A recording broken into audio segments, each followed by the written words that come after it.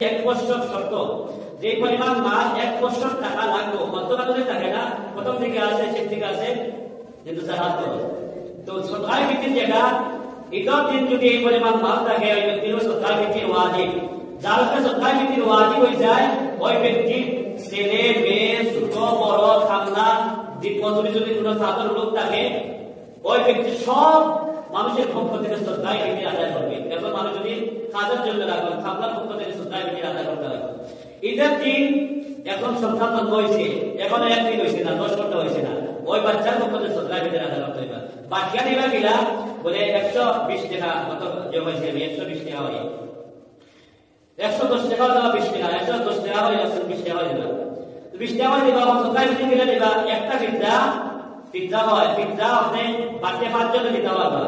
অথবা 5টা পিজ্জা একসাথে একজনে দিতে পারবে, কোনো অসুবিধা নাই।